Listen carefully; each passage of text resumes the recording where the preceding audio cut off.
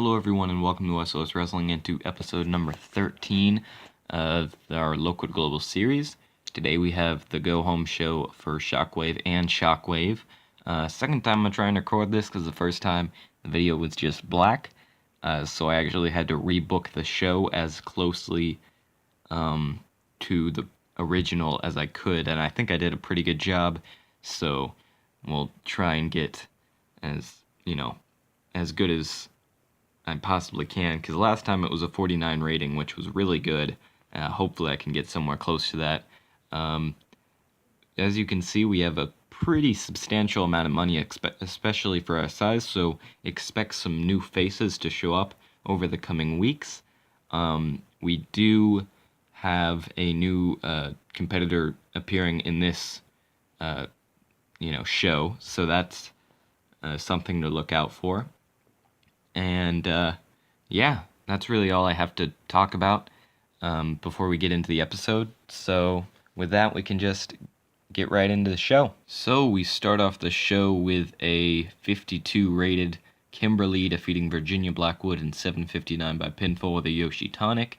Blackwood got a 46, Kimberly got a 56, and wow, the women's division is doing real well. This match was rated on eye candy, which I normally don't like to do because I don't think it's realistic exactly. I feel like I'm booking, like Attitude Era or like Ruthless Aggression Era women's matches, and I don't like that. But you got to do what you got to do for the ratings, especially whenever you're a smaller company. But with the eye candy match, Virginia Blackwood got a 46. That's definitely something to look out for. She can now be considered as a viable contender as long as we keep her matches as eye candy until she gets a little better in the ring. Moving on to the next match, Hansen defeated Brent Tate in 6:56 by pinfall. Brent Tate was really off his game with a 25. Hansen got a 46 for a 34 match rating. No worker improvements. But Hansen basically demolishing Brent Tate, and he continues to do that after the match until Dalton Castle and Brandon Tate fight him off. This got a 54. Seems like there's a little bit of animosity between the Castle clan and Hansen, which will come to a head next. Well, not come to a head. It will continue on Shockwave as Castle and Hansen will have a match. Moving on to the next segment, Flex Freeman loses to Jason Lee in 11:57 by submission. Flex Freeman got a 26. Jason Lee, the newest addition to the UPW roster, got a 30. So that's a great debut, really. 29 rating. I can definitely see him being a contender for the mid-card titles right now, and possibly even in the future a viable heavyweight title contender because he is young and definitely someone to watch.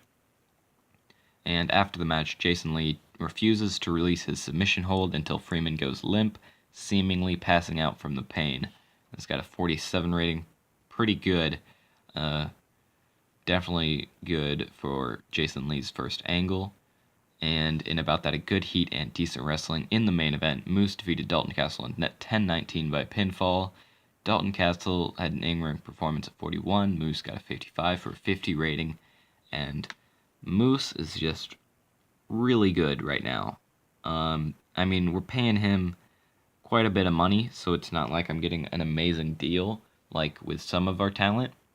But I'm definitely not getting ripped off by Moose, and he will definitely be a title contender in the near future.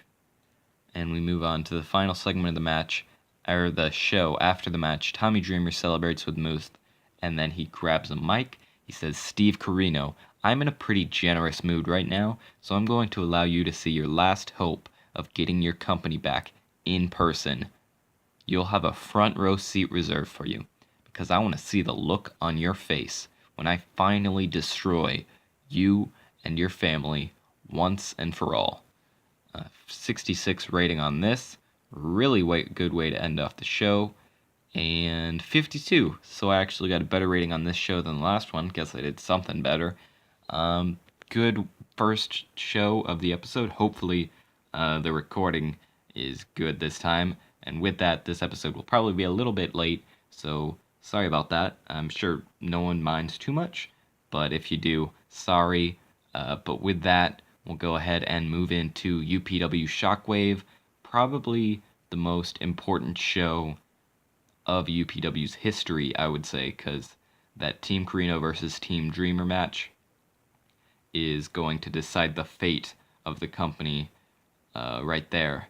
So that's an intense match, and we'll get right to that show right here. Alright, so we start off UPW Shockwave 2018 with a decent reaction in the crowd, but subpar wrestling, with Jason Lee defeating Cody Hall in 904 by pinfall.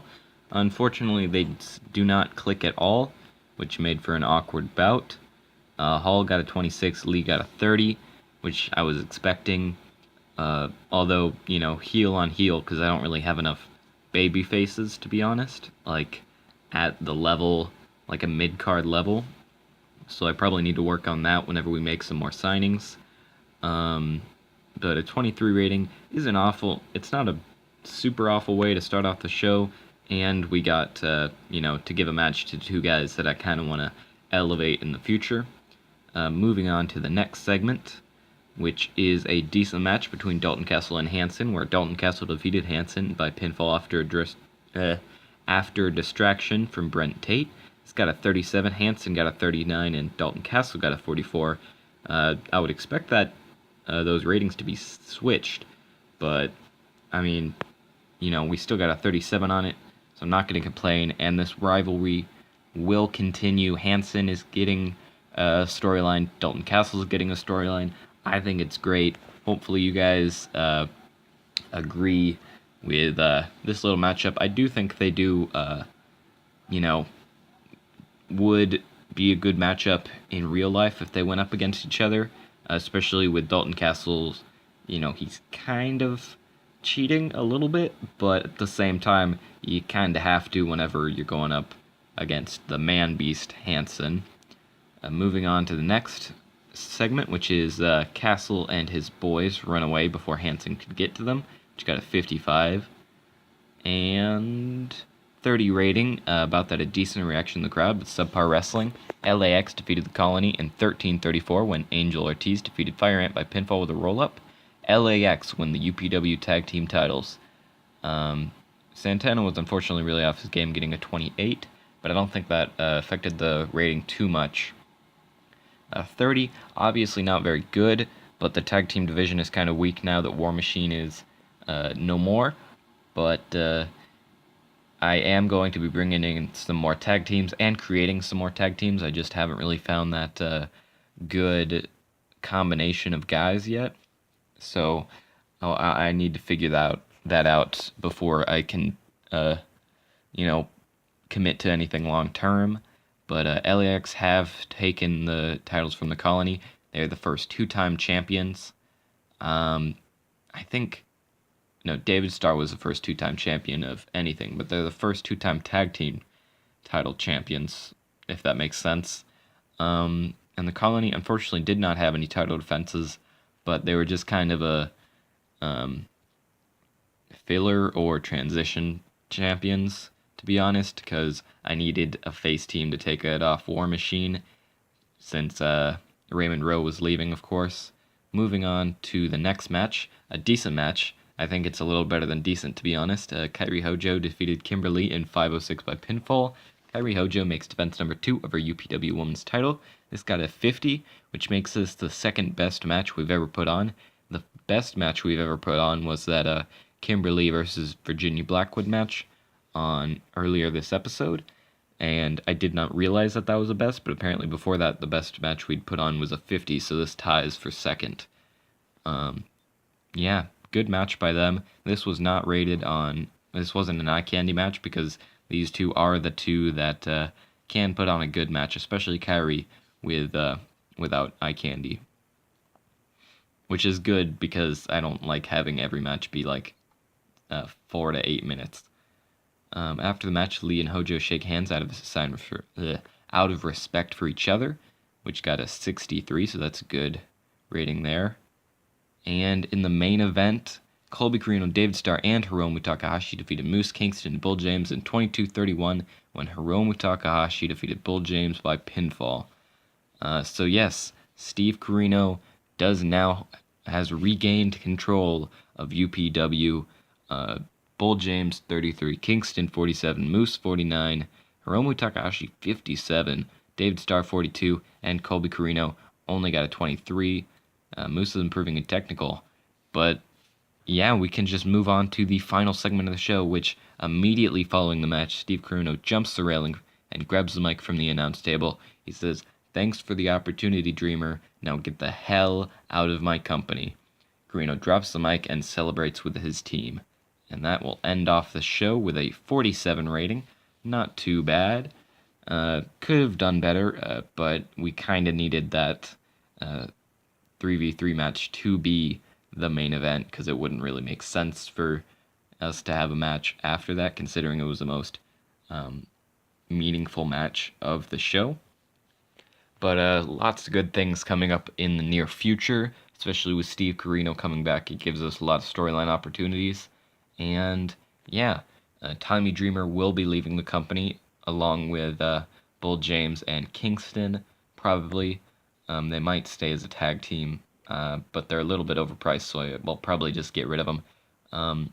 Actually, I might keep Tommy Dreamer because he is coincidentally Colby Corino's mentor right now, so I might keep him and just not put him on any shows. But yeah, that is going to end off this episode. If you'd like, please feel free to like, subscribe, and comment, and I will see you guys next time.